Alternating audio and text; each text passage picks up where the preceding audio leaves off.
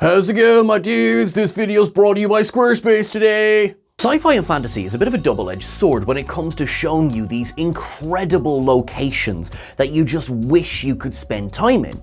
It's a double-edged sword because on the one hand, we are so grateful for getting to see them. On the other hand, it's sci-fi and fantasy. Oh no, they may not be real. That is not the case for this list. Our wonderful writer Jack has gone ahead and compiled a group of locations where you can actually visit and pretend that you are there in an episode of Star Trek itself. There may or may not be a couple of cameos in this video. Who could tell? Who could tell? I'm Sean Ferry for TrekCulture, and here are 10 real-world Star Trek locations you can visit. Number 10, the Santa Monica Pier. Where to next after you've landed in 20th century Southern California? Why, the Santa Monica Pier, of course. And risk dermal dysphagia? No thank you. What Voyager's Debbie Downer I was actually trying to say, Sean, if you're gonna go to Los Angeles, wear sun cream, buddy, wear sun cream. The first shot of the nice clothes, fast car, lots of money gang, namely Janeway Chakotay, Paris Tuvok, and eventually the Doctor, on Earth in the episode Future's End, sees them perched over the railings of the Santa Monica Pier. They are directly in front of the Loof Hippodrome, which is of course a famous landmark of the region. Just underneath their feet is the Heal the Bay Aquarium, which is formerly UCLA's Ocean Discovery Center. Which, funny enough, only a time traveler would know this because it opened in 1996. Janeway and Chakotay then take a bit of a stroll down the boardwalk, looking for the temporarily displaced Captain Braxton, who's a little the worse for wear, having spent 30 years in, well, then 20th century Earth. They find him next to the hot dog on a stick stand, which was actually opened in 1946, which is of course very close to a Muscle Beach as well. It was the very first location of that now famous fast food chain. Number 9, El Capitan. I mean, there's a very strong chance that if you climb El Capitan without the proper training, you're going to go straight to Shakari and meet your maker. Personally, I'm going to be down with Bones, looking up through my binoculars and going crazy. You just gone crazy. Because I'm not even trying it with hover boots. That's a bit too high even for me. While the main surface of El Capitan that was shown in Star Trek V: The Final Frontier was made from fiberglass, the real El Capitan does indeed exist in Yosemite National Park. El Capitan is a famous challenge for free climbers because its face is a 900-meter ascent. You may have seen it most recently in the movie Free Solo, which tells the story of free climber Alex Honnold. Now, he achieved for the first time in 2017 what Kirk was attempting to do in Star Trek V. Climb El Capitan with just his shoes, the shirt on his back, and some chalk. Even though he may have come up with the idea for the scene in Star Trek V, Shatner did admit on the behind the scenes documentary that he was afraid of heights. Therefore, to give the illusion that he was actually on El Capitan, a 60-foot fiberglass wall was built. While close-ups were shot with William Shatner, experienced climbers were brought in to do the wide shots of this climb. Number 8, the one without the whales. In terms of real-world locations in Star Trek, San Francisco has to be one of the most featured. I mean, in Star Trek, you've got both Starfleet Academy and Starfleet Headquarters, both of which I'll get back to later on this list, located in San Francisco, not to mention the numerous views of the Golden Gate Bridge stretching out as far as the Presidio that dot the entire franchise. Funnily enough, a lot of the San Francisco we see in Star Trek wasn't actually filmed there, with one glaring exception to that role: Star Trek IV: The Voyage Home. You certainly can't miss San Francisco in that film's shots, in its artwork for the poster, of course, which was recently recreated for Star Trek Lower Decks' 4th season. Downtown double dumbasses, bus rides, and exact change only aside, the main plot of Star Trek IV is to find some large cetacea, namely 2 whales named George and Gracie. In the film, Kirk and Spock go to the Cetacean Institute in Sausalito, whereas in real world, this was the Monteray Bay Aquarium.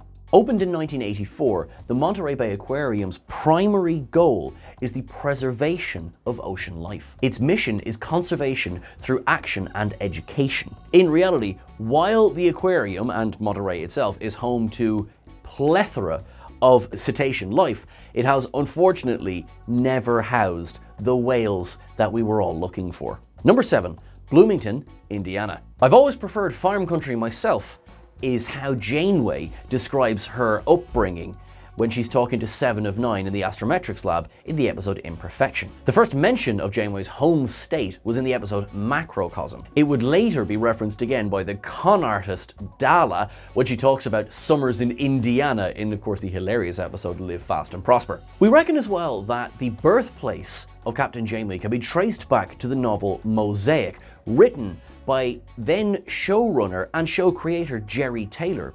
Jerry Taylor's own birthplace was, of course, Bloomington, Indiana. This novel was considered canon at the time by the writers, so we can only consider it canon ourselves. If you are to pay the city a visit yourself, the first thing you should do is visit the statue of Captain Janeway that was erected in 2020.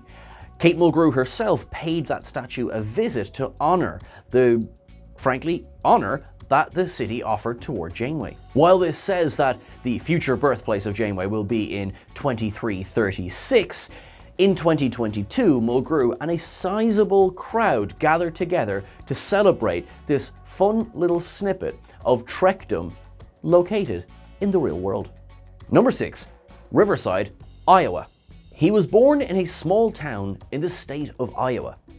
The 1968 book, The Making of Star Trek, was the first one to mention this fact about Captain James T. Kirk. At that time, and even later on, they never provided an exact location. Even the aforementioned Star Trek IV The Voyage Home says, "I'm from Iowa, I just work in outer space." This all changed in 1985 when one member of the City Council of Riverside proposed that they officially name themselves as the future birthplace of Captain James T. Kirk. In a fun twist, the council agreed. The rest, as we say in the temporal mechanics department, is history. Or will be. Riverside has completely embraced its status. The city motto is "Where the best Trek begins," and its website even announces the future happy birth of Kirk as happening in 2228, even though it's 2233 in canon. The Voyage Home Riverside History Center is dedicated to all things Star Trek, and the USS Riverside, Constitution class, is parked in the car park. Riverside also has an annual Trek Fest in July, which has seen a parade including guests like Chase Masterson, Walter Koenig, George Takei, and Nichelle Nichols. The choice of Riverside was accepted by Gene Roddenberry in 1985 and has popped up in various beta canon appearances since, but it wasn't until the second season episode Tomorrow and Tomorrow and Tomorrow of Strange New Worlds that Paul Wesley as Kirk stated something was from Riverside, Iowa, same as me. Number 5, Toronto and Toronto and Toronto.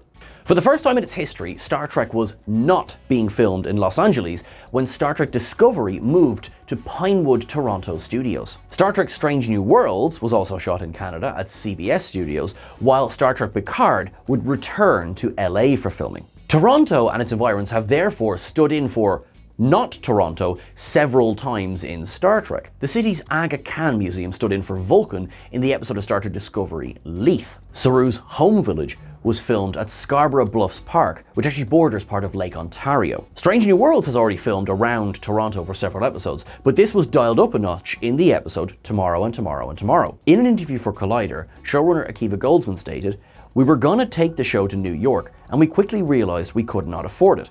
We went through the process of how do we make Toronto look like New York, and then we sort of thought, why don't we just let Toronto be Toronto?" And so they did. During their trip to the past, La'an and Kirk take a walk through Yonge Dundas Street. They steal from the Root store. They take a walk along the waterfront where Kirk is ridiculously good at chess, and they enjoy some hot dogs, before finishing up with lunch at the Lakeview restaurant, where they find out that poutine has gravy and aliens are not just from sci-fi. Number 4, the Donald C. Tillman Water Reclamation Plant and Japanese Garden. As the LA City Sanitation website puts it, the Japanese garden is irrigated with effluent from Tillman, and the 2.75-acre lake is filled with the plant's treated water. Oddly, that sounds almost like technobabble and therefore makes it one of the most Star Trek things on this list.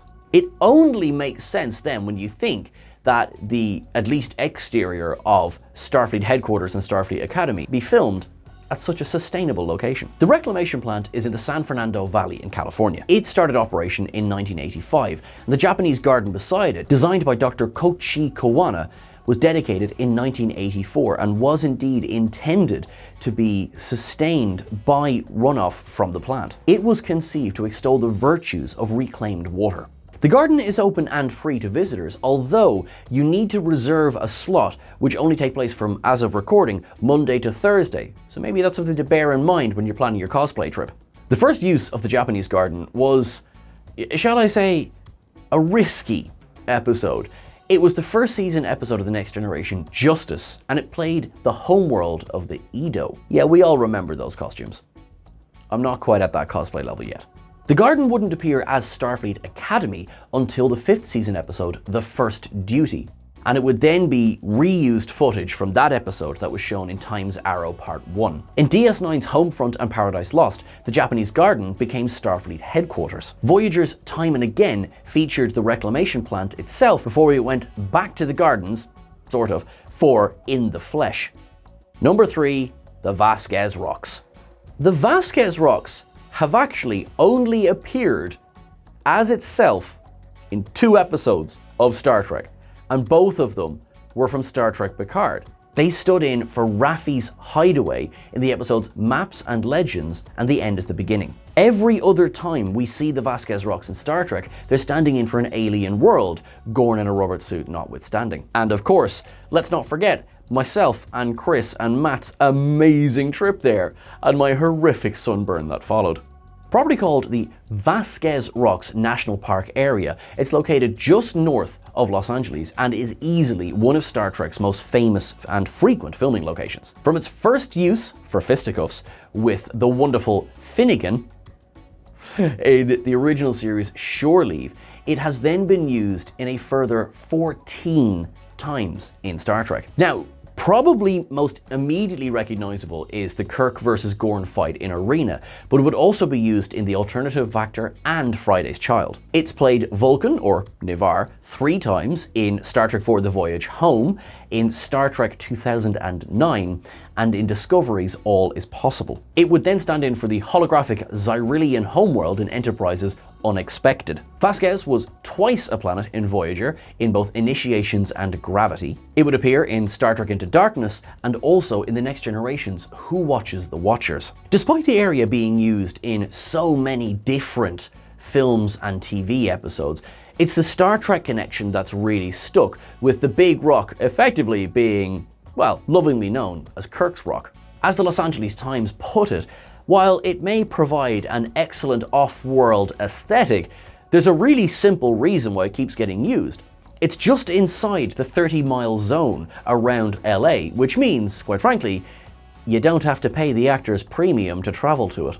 Number 2, the Griffith Observatory. So if you're to believe Ray Robinson, it's a left at Mars, right at Halley's Comet, and then just straight ahead to go to the grooviest place in the galaxy, or at least LA.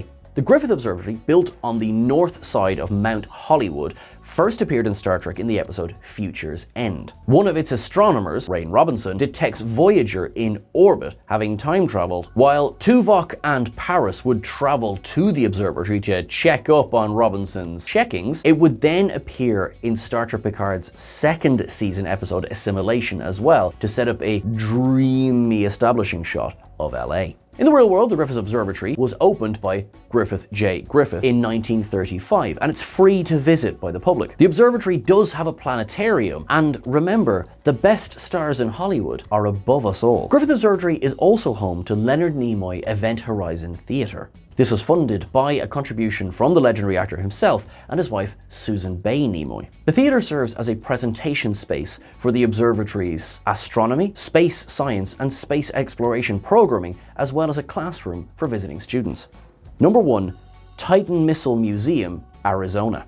Data's historical irony that a weapon of mass destruction would usher in an era of peace is Star Trek's dream of a brighter future made so tangible that you could reach out and touch it. In a sense, you can. For Zephyr Cochrane's pioneering spaceship, the Phoenix, rising from the ashes of the Third World War, the producers chose to use a Titan II missile, which once housed the largest bomb that had ever been developed that could be fitted onto an intercontinental ballistic missile. This would be a real relic from the Civil War and the theme of rising from something so dark to produce something so bright was not lost on audiences in 1996. The Titan II missile complex near Tucson, Arizona, where the scenes in Star Trek Picard were filmed, was one of 54 such locations on alert from 1963 until 1987 in the United States. It's now a museum-dedicated National Historic Landmark. You can visit the underground facility yourself, which includes a very chilling simulated launch, although you won't be able to get as close as Picard and Data did. As detailed in The Making of Star Trek First Contact, to get as close as possible to John Eve's design for the Phoenix, a nose cone was built, hoisted in the air, and placed atop the Titan II missile 30 meters tall that was really in place. Now, contrary to Data's analysis, there were no imperfections.